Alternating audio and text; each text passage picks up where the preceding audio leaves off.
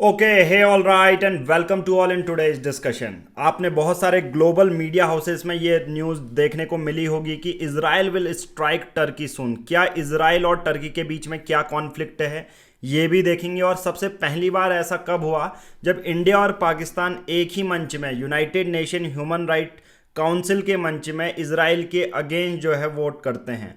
और article 5 NATO का क्या है ये डिस्कस करेंगे। बट एक इमेज में आपको ये पर्सन दिख रहा है, हिब्रू में इसको प्रोनाउंस करते हैं गिलाद शैलित। इसके वजह से अभी जो टर्की में हमास ऑपरेट कर रहा है वो इस पर्सन के वजह से ऑपरेट कर रहा है। मैं वजह से नहीं बोलूँगा, इसके पीछे बहुत बड़ा यहाँ पर प्रिजनर का एक्सचेंज होता है।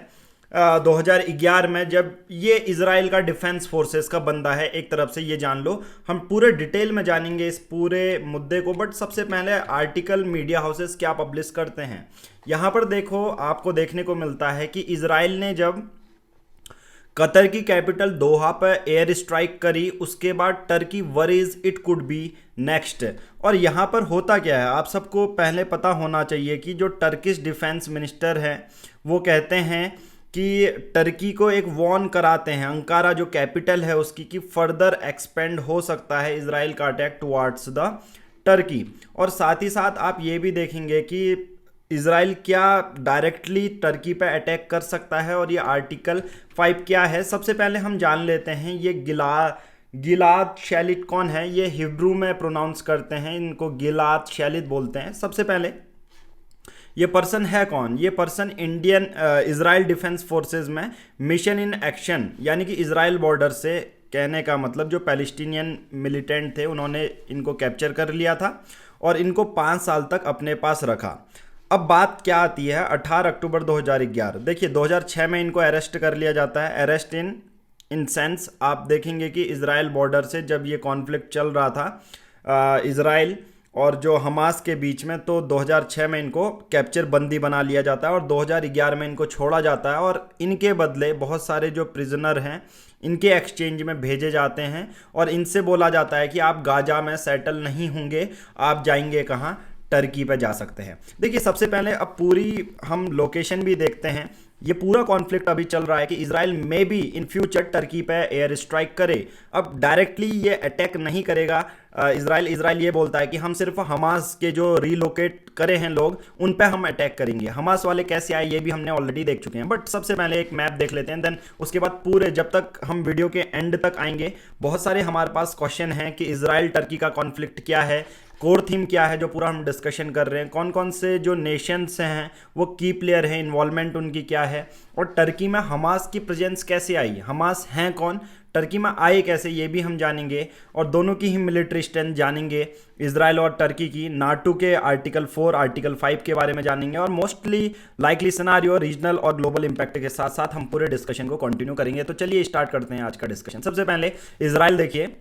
इजराइल के अगर आप पड़ोसी देशों को देखेंगे तो पिछले 4-5 सालों में इजराइल 6 से ज़्यादा कंट्रीज पे अटैक कर चुका है। ईरान हो गया, यमन हो गया, राइट, कतर हो गया, लेबनान हो गया, सीरिया हो गया, इन सब पे इजराइल अटैक कर चुका है। इजराइल का अगर आप देखोगे ये वाला पार्ट ये है गाजा स्ट्रिप का, ऊपर है वेस्ट बैंक, यहाँ पर पैलेस्टीनियंस आते हैं, और ये है अरब, और अरब कंट्री इसके बेसिस पे इजराइल को सपोर्ट करती है। ये तो हमने बेसिक सा जान लिया। नाउ अब धीरे धीरे हम कॉन्फ्लिक्ट के आगे जानते हैं कि ये होता क्या है।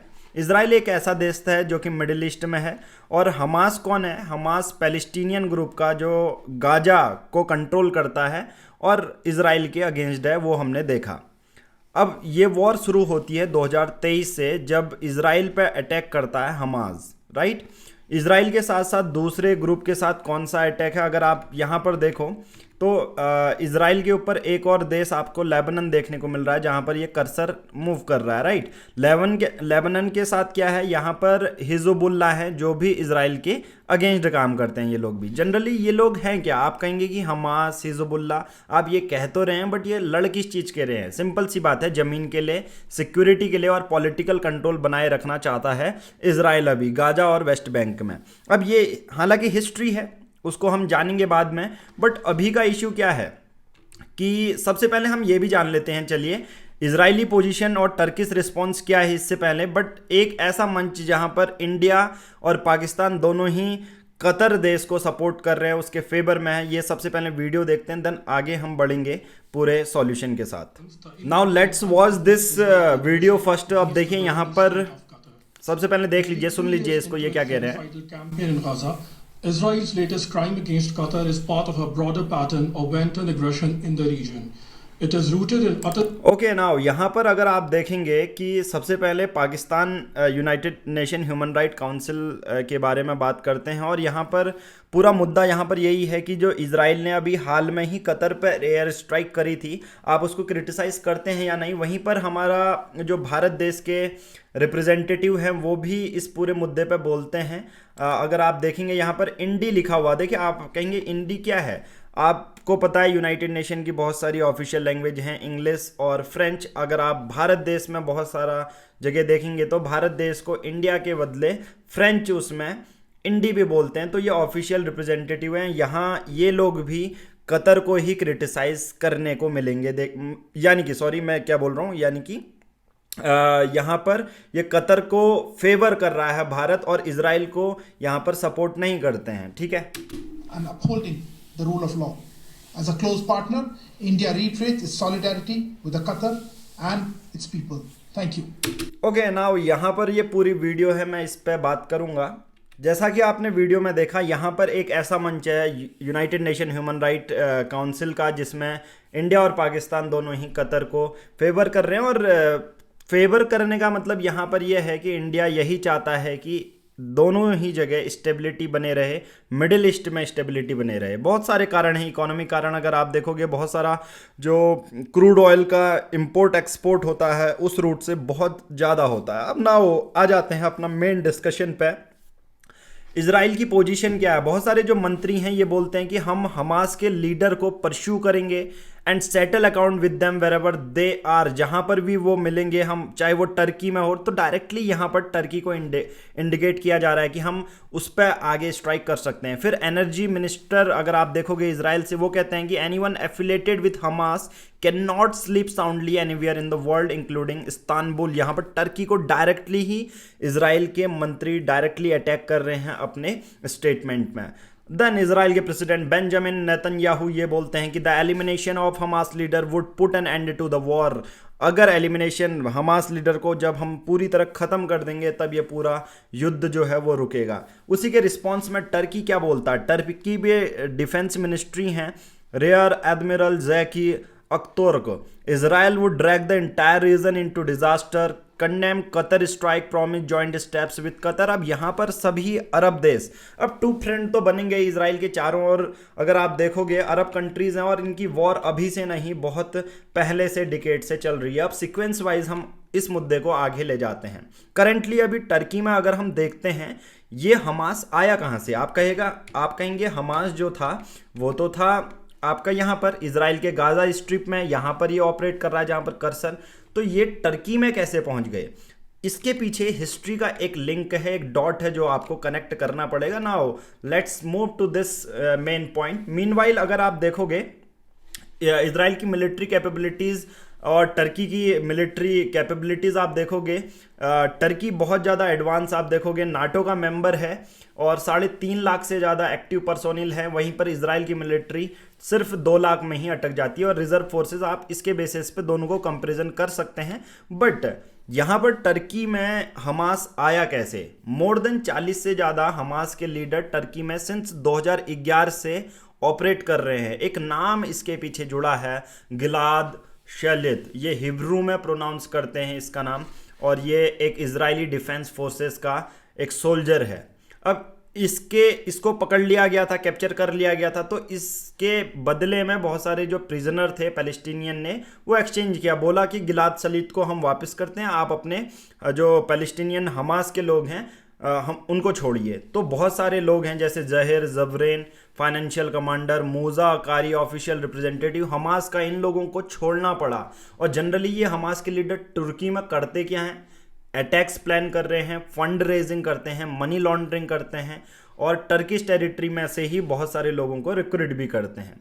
साथ ही साथ टर्की अब इसराइल ऐसा क्यों कह रहा है? क्योंकि टर्की के गवर्नमेंट की ऑफिशियल लिंक अगर आप देखोगे, बहुत सारे हमास के मेंबर एक्वायर करता है। टर्की अपनी नागरिकता इन हमास के मेंबर को दे रहा है, उनको अपने पासपोर्ट्स दे रहा है, रियल इस्टेट इन्वेस्टमेंट कर रहा है। ऑफिशियल हमास का रिप्रेजेंटेशन बहुत बार अगर आप देखोगे, जो पॉलिटिकली जो सरकार है वो टर्की से ऑपरेट कर रही है। इस बेसिस पे ये पूरा कॉन्फ्लिक्ट आपको देखने को मिलता है। आपका इसकी जड़ देखने को मिलेगी 2011 में जो प्रिजनर का एक्सचेंज हुआ था उसके बीच में। बाकी आपने दोनों की कैपेबिलिटीज तो देखी हैं, बट इसराइल के सपोर्ट में यूएसए है, बट यूएसए भी खुद एक नाटो मेंबर है, राइट। हालांकि तुर्की में अगर आप देखोगे स्टील डोम एयर डिफेंस है, ज्योग्राफी पोजीशन है। वहीं अगर आप इसराइल में देखोगे F-35 स्टील्थ फाइटर जेट आपको देखने को मिलते हैं। Now let's come to the main point, that is article 5 protection.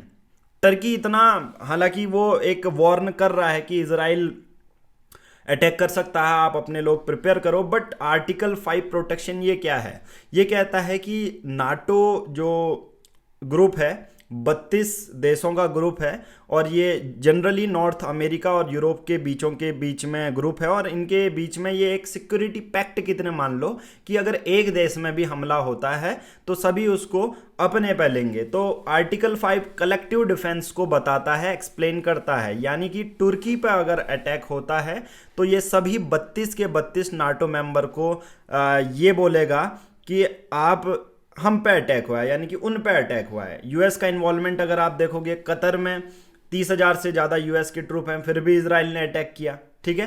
Turkey एक नाटो का अलाई है, आप सबको पता है। साथ ही साथ टर्की जो है इसराइल के अगेंस्ट पहले भी टर्की ने अर्ज किया था अपने 32 के नाटो मेंबर से कि इसराइल से आप उतनी ज़्यादा जो एक्साइज हैं वो कट ऑफ कर लीजिए, और called for Israel exclusion from all NATO cooperation. Now ये जो आप देखोगे इसराइल और टर्की के बीच में, ये अभी स्ट्रगल, पावर स्ट्रगल 2011 से चलता रहेगा। हालांकि इस बीच अरब और इस्लामिक यूनिटी और ज़्यादा ख़राब हो जाती है, ईरान का इन्वॉल्वमेंट भी देखने को मिलता है। ये सब इसराइल की अगेंस्ट चीज़ें चल रही हैं, राइट। सऊदी इराक का कंसर्न है, तो मिडिल ईस्ट में डिस्टेबलाइजेशन, इस पूरे, जब भी इसराइल और टर्की के बीच में ये होगा तो डिस्टेबिलिटी क्रिएट हो सकती है।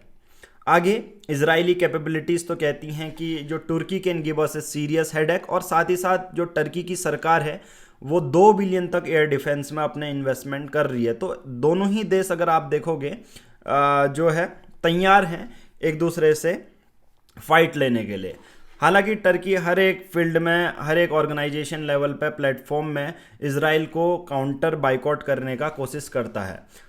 अब रिपब्लिक ऑफ तुर्की की एक सितंबर 2025 9 सितंबर को जब इसराइल ने कतर पर अटैक किया था, एयर स्ट्राइक की थी, तो यहाँ पर तुर्की सरकार we strongly denounce Israel attack targeting the Hamas negotiation delegation in Doha. Directly यहाँ पर ये हमास को सपोर्ट कर रहे हैं, और कतर को भी सपोर्ट यहाँ पर किया जा रहा है। इसराइल को पूरी तरह यहाँ पर नेगेटिव सेंस में इसके पोटेंशियल रिस्क भी आप सबको देखने को मिलेंगे। हालांकि अब आगे ये भी देखते हैं कि पिछले कई वर्षों में इसराइल ने 6 अलग देशों को पिछले 2 सालों में जहाँ जहाँ हमास देखने को मिला, गाजा में हो, लेबनान में हो, सीरिया में हो, यमन में हो, ईरान में हो, नाउ कतर में, अब नाउ तुर्की की भी बारी आ सकती है। हमास को ये बोला है, ऑलरेडी हमने इनिशियल में देखा था, हमास को जहाँ पर ये मिलेंगे वहाँ पर उनको गोली से ठोक दिया जाएगा, ऐसा इजरायली गवर्नमेंट का ऑफिशियली बोलना है। नाटो क्या है? North Atlantic Treaty Organisation. ये 32 देशों का एक समूह है, मोस्टली इसमें नॉर्थ अमेरिकन और यूरोपियन देश आते हैं, और सभी लोग एग्री होते हैं कि हम एक दूसरे को प्रोटेक्ट करेंगे। इसका मतलब है कि नाटो के एक मेंबर में अगर अटैक होता है तो इसको कंसिडर किया जाएगा कि अटैक सभी मेंबर्स पे हुआ है, और दिस इज कॉल्ड आर्टिकल 5। अब आर्टिकल 4 क्या था? आर्टिकल 4 में ये था कि किसी देश को लग रहा है कि खतरा है तो वो देश नाटो के मेंबर से सलाह मशवरा करके म्यूचुअल डिफेंस, हालांकि ऑटोमेटिकली एक्टिवेट नहीं होगा, बट यहाँ पर अपने दूसरे नाटो मेंबर से वो बातचीत कर सकते हैं। बट आर्टिकल 5 डायरेक्टली ये बोलते हैं कि अटैक, एक कंट्री पे अटैक सभी कंट्रियों पर अटैक माना जाएगा। क्या इसराइल नाटो का मेंबर है? आंसर है नहीं, बट टर्की है। सो टर्की एक तरह से खुश भी है कि अगर हम पे अटैक होता है तो नाटो का आर्टिकल 5 एक्टिवेट हो जाएगा, बट यहाँ पर इसराइल में भी बहुत स्पेसिफिक लोकेशन पे क्या कर सकता है? अटैक कर सकता है, राइट। नाउ ऑलरेडी ये हम डिस्कस कर चुके हैं इसके हिस्टोरिकल लिंक 2011 में प्रिजनर एक्सचेंज गिलाद शेलित की डील के बदले बहुत सारे हमास को छोड़ा गया था और वो लोग इसके बाद ये बोला गया था कि हमास के लीडर से बोला गया था कि आप इजराइल के पास जो गाजा स्ट्रिप है आप वहाँ नहीं रहोगे, इनको रिलोकेट कर दिया गया तुर्की में। और यही डॉट देखो अभी कनेक्ट 2025 में कनेक्ट होके जा रहे हैं। और तुर्की ने उस समय क्या करा, हमास के लीडर को बहुत वेलकम किया और बोला कि आओ हम आपको घर देते हैं, हम आपको नागरिकता देते हैं, आप यहाँ पर फ्रीडम टू ऑपरेट करो। Since then Turkey has become a base, एक तरह से हमास का पॉलिटिकल, राजनीतिक, फाइनेंशियल एक्टिविटीज़, जो आर्थिक एक्टिविटीज़ वो कर रहे हैं उसका बेस टर्की बन जाता है। फंड रेजिंग करते हैं और इजराइल के अगेंस्ट बहुत सारी चीज़ें कर रहे हैं ना। पूरे साथ साथ टर्की में बहुत सारे जो और ग्रुप भी हैं, हिजबुल्लाह आपको देखने को मिलेगा, अलकायदा देखने को मिलेगा, कुर्दिस्तान वर्कर्स पार्टी आपको देखने को मिलेगी। साथ ही साथ मिडिल ईस्ट क्राइसिस तो आपको पता ही है, इजराइल 1948 में आज़ाद हुआ। इस टॉपिक को हम हालांकि बाद में करेंगे, बट अभी जो मेजर इजराइल के दुश्मन हैं वो हमास है, हिजबुल्लाह है, अभी ईरान चल रहा है, बहुत सारे अरब स्टेट हैं, क्योंकि 2 सालों में तो अटैक किया है। आई होप ये पूरा आपको समझ में आया होगा। इस पे हम बाद में वीडियो बनाएंगे कि किस तरह से पहले पैलेस्टाइन हुआ करता था, उसके बाद इजराइल आया 1948 में जहां अरब लोग रहते थे, अब जूइश स्टेट वो 1948 में बन चुका था। ये पूरे डॉट हिस्टोरिकल लिंक कनेक्ट होंगे। आई होप मैंने इसमें जो प्रेजेंट में था वो एक्सप्लेन कर दिया है। इजराइल और अरब कंट्रीज़ के बीच में एक अलग से हम वीडियो बाद में बनाएंगे। और आज की इस वीडियो में इतना ही। Thank you, have a nice day. जय हिंद, जय भारत।